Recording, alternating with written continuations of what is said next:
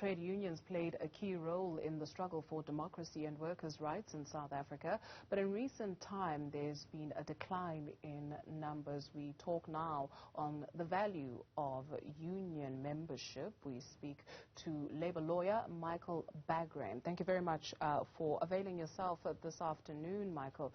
I guess what I'm taking from your opinion piece, you wrote an opinion piece on this, is that the writing was on the wall, especially when we take a look at events that transpired yesterday.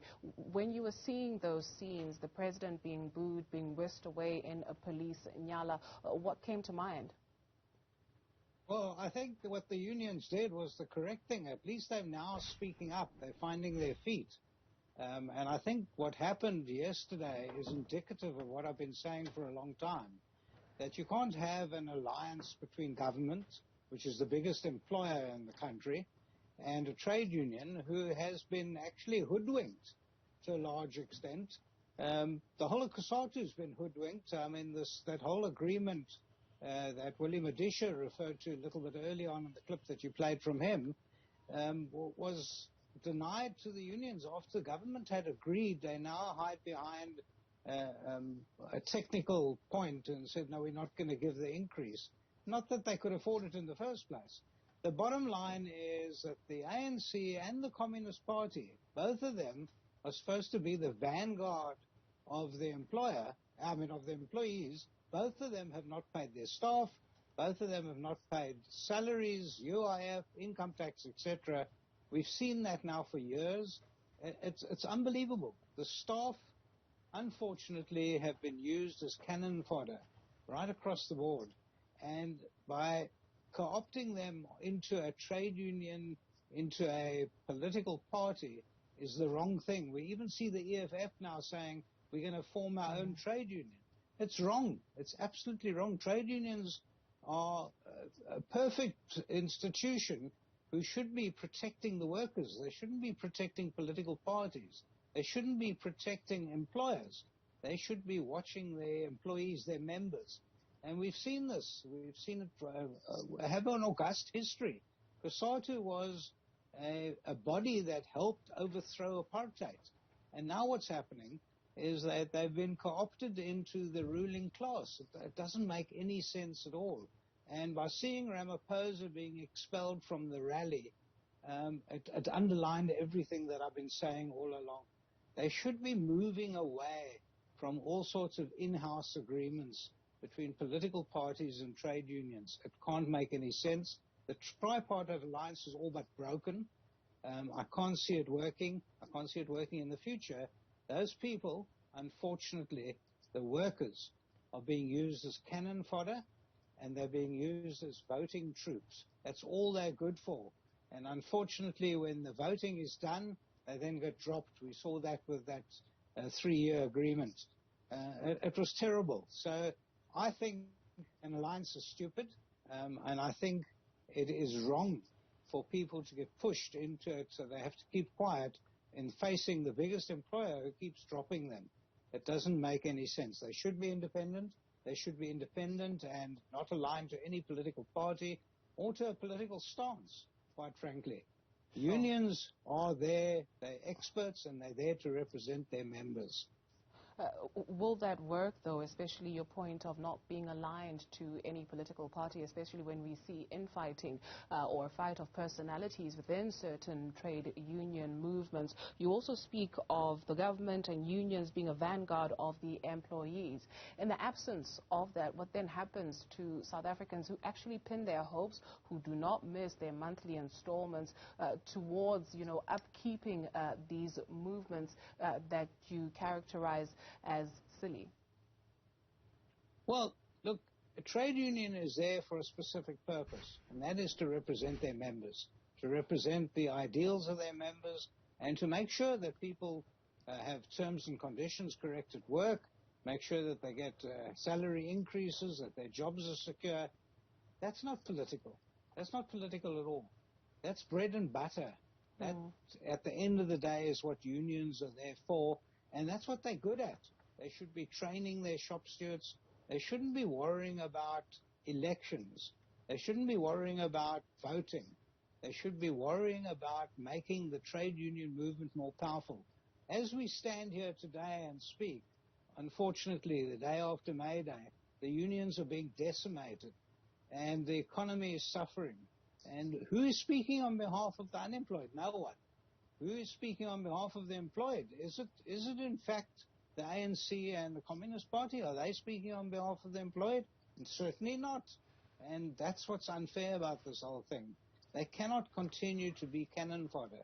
This is a union body, the overall umbrella body, COSATU, even SAFTU, who have actually quite carefully stayed away from politics at this stage.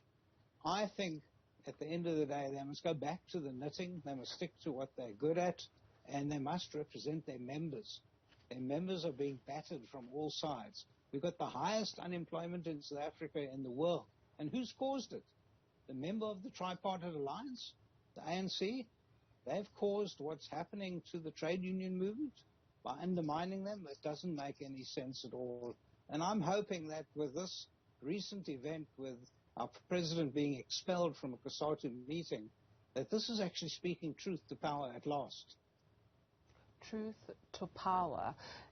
This could very well, according to some sectors of society, be, just one of many instances or incidents that we see where people literally walk from the stands, get onto the ground. Even the police cannot hold them back. This is happening within the mining sector, but there's other sectors of society in South Africa where people are very desperate not only to have their voices heard, but for meaningful action and change. Do you perceive that this is sustainable, the way in which, or the trajectory that we are heading in as a country? I do. I think that the wake-up call of what we're seeing now with the president being expelled from a meeting, they're going to start speaking up on behalf of employees and their rights. And this is what, in fact, they're good at. This is what they've been trained to do. I think they've moved away from that somewhat, and it's sad that we see it, because they are a very powerful grouping within themselves, the trade unions.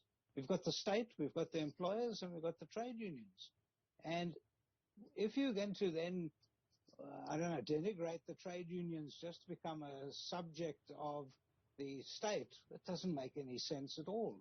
They're there in their own right. They were the people that brought down apartheid. They should be speaking up on behalf of their own people, not on behalf of the governing party at all. And I believe that is over. I believe that this Tripartite Alliance is now there in name only, and not in any forceful way at all. Is that it, though? Is it over, especially for trade unions? And when we talk about employees, are there any examples that we can draw from where we say, well, we can see why they are in existence, or the work that they're doing speaks for itself? It certainly does. Some of the trade unions are very effective. Some are doing their jobs. I believe that much of the leadership of the trade union movement today have got their eyes on positions in government, eyes on being positioned in parliament, becoming ministers. This is what their clamor was, and that's wrong. People should be there not as their personal totem pole to climb up and to make sure that they get into parliament as a member of the ANC. That shouldn't be the case. They should be speaking up on behalf of the employees. I deal with trade unions all day, and the officials, the ones on the ground, nearer the ground, are true trade unions. They're there fighting the good fight. They're not interested too much in the politics that's going on above their head. They want to make sure that their members are properly represented. And that's going back to the core values of a trade union. The trade unions have an illustrious history in this country, and we shouldn't destroy it by individuals in the top of the COSATU leadership who want to find their way into parliament. That's not the right thing to do. And I think the workers are starting to wake up to this fact. They're starting to see that they're not getting the increases. They're starting to see their brethren being retrenched, wholesale retrenchment taking place across the board, including from the civil service. And every time I look at problems within the civil service, we see that the civil service is destroying the trade union movement, undermining them. There have been hundreds of cases at the Labour Court and at the various bodies, the bodies that hear all the arbitrations within that civil service. The state is always opposing the trade unions. And so they can't be sitting there hand in hand with the state, with the employer. It doesn't make sense. So it's almost like COSATU's become a sweetheart trade union, and that they've got some sort of inside deal with the employer. And I don't think employees can stomach this too much. It's been 26 years, 27 years of this. We shouldn't have it any longer. Thank you very much for weighing in on this matter. Michael Bagram is a Labour lawyer.